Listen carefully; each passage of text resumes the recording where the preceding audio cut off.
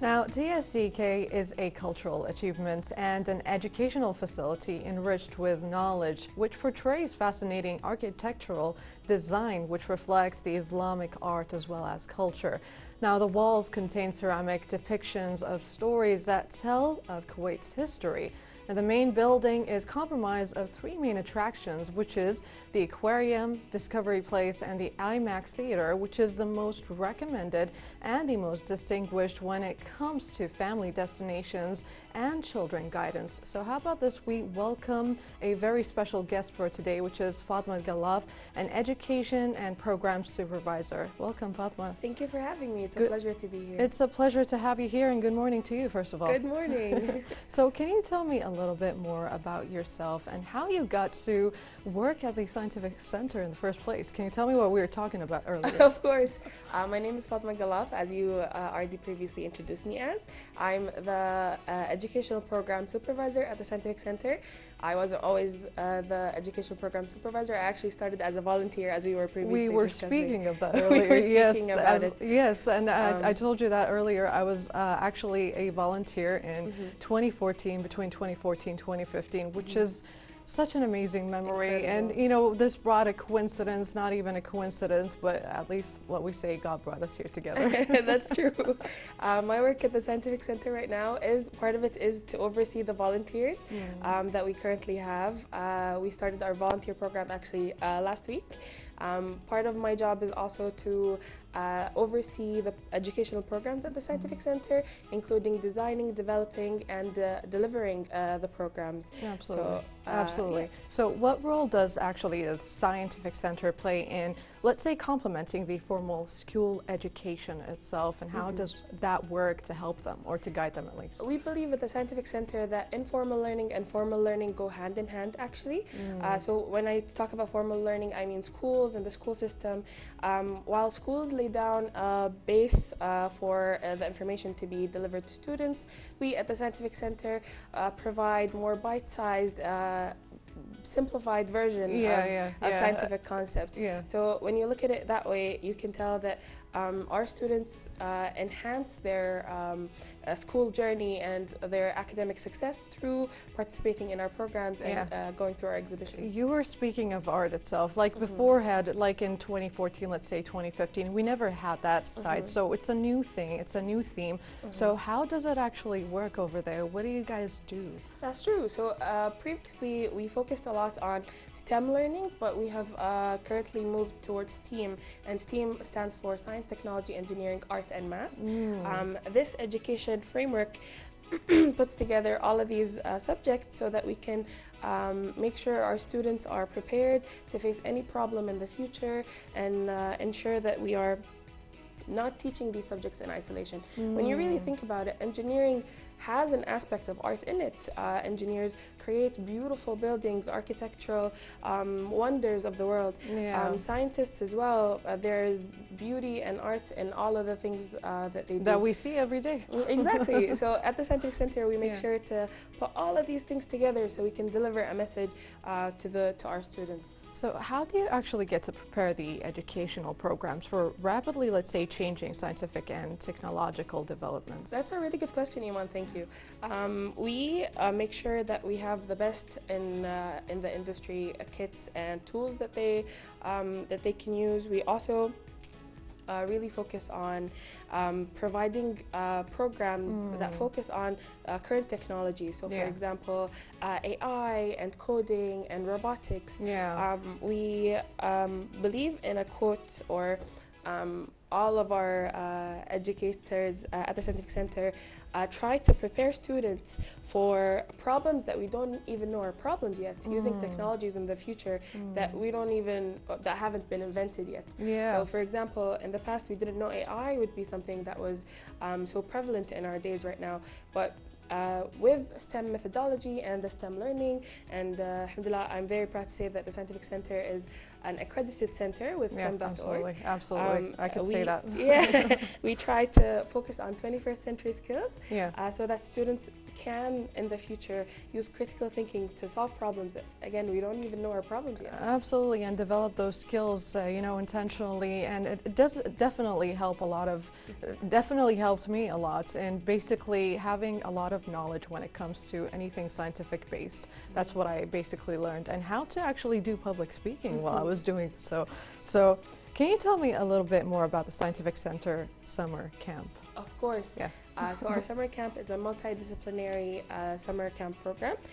We focus on different themes every week. So last week we went on a journey into the animal kingdom, and this week we look at planet Earth. Next week we look at chemistry, and there's so many more. It's for ages 6 through 12, and we usually have them do a lot of hands-on, engaging activities, again, to develop those 21st century skills. There's something we also like to focus on. It's called the 4 C's of the 21st century skills. They're creativity, collaboration, communication, and critical thinking. Once students in our summer camp develop these 4 things, we consider it to be a success. And alhamdulillah, in our previous programs, just like you were saying, you're a volunteer before, we see the success stories and people growing up and becoming successful, such as yourself. And more reliable, let's say. And more reliable. And it's such a beautiful memory to withhold. Absolutely. You know, it's something that you would never forget, especially when you work in a group team, you know, with a lot of different, let's say we were kids back then, we're barely teenagers, and working through life and getting to know all of these, you know, different types of things and how to work through it. Absolutely. So how do you actually, Fatema, get to ensure programs are both educational and fun? I definitely know that I had a lot of fun during that time.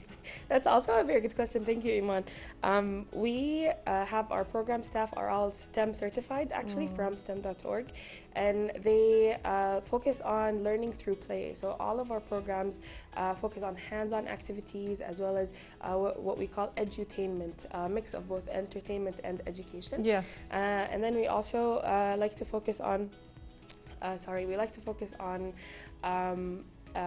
learning through play, like I said before, and gamification of difficult scientific concepts. When you break them down into simple words and you give them to the student, you actually see them more invested. Grasping it so much faster. When something is more fun, you learn indirectly, and that's what we want to emphasize at the Scientific Center as well. We want it to be both fun, educational, and memorable for all our visitors. Absolutely, definitely a memory to hold. So actually, can you tell us a little bit about what kind of other programs do you have at the Scientific Center that basically participants which can be registering in? So far, we have launched our summer programs. We have a summer camp like we were discussing before for ages 6 through 12. We also have our internship program for teenagers ages 13 to 18. And we have our volunteer program like you were talking about. Currently, our volunteer program is for ages 15 through 18. However, we've been our volunteer program has been active for over 25 years now. We're very, very proud of our achievements with all our volunteers. And if you keep an eye out on our socials, we are about to launch a lot of new programs in July.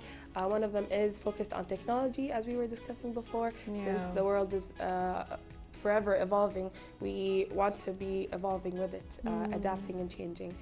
So we have an AI program coming out in July, inshallah, as well as a discovery club where children ages 8 through 12 can come in and explore different scientific topics. Absolutely, and we're so very grateful to have these kind of accomplishments coming from, of course, Majbul Mtawa. He was such a great guy, and it was such an honor to be able to basically be surrounded, you know, around him, and basically seeing all the team get together and make a huge masterpiece of what we call today our own history, you know, the start of it all.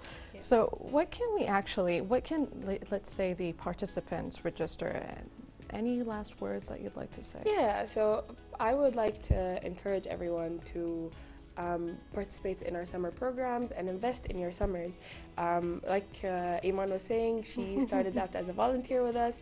I started out as a volunteer as well. So many of our Kuwaiti staff at the Scientific Center started small. They started as volunteers and we invested in them as the Scientific Center likes to do. So my last kind of note for you guys is to participate and work on yourself, because a place like a Scientific Center is going to add you to their family. And once you're part of the community, you will see yourself changing day by day, not even like throughout the course of the month, let alone the course of the month. Yes, that's and, true. If you want to register, you can register through our website at www.tsek.org.kw or through our socials as well, on Instagram at SciCenterKW. That was beautiful. But last thing I want to ask you, do these participants literally have to actually be able to have English? Do they have to learn, like, know English beforehand, or is it okay if they do it Arabic? That's a very good question, actually. Our programs are all bilingual because we are in a society that is constantly evolving. And we cater to different kinds of audiences at the Scientific Center. If someone is not very strong in English, we do tend to work with them in order for them to grow their English language. We have the same thing in the opposite direction, actually, where students come in and they're not very strong in English, and then the parents ask us to make it more easier for them. Exactly, make it more easier for them. All our programs are bilingual, and we invest in everyone. We believe that no one is not good enough to learn. Learning goes on forever. Yeah, absolutely. Learning never stops. Learning never Fatema stops. Alqallaf, thank you so much for being here today with us, and thank you for this lovely interview that we had with you today. Thank you, Iman. It's a pleasure. Thank you. Pleasure's mine. Thank you. Now, thank you so much for Fatema Alqallaf, the Education and Program Supervisors. But how about this? We go for a quick short break, and we'll be right back. Stay tuned.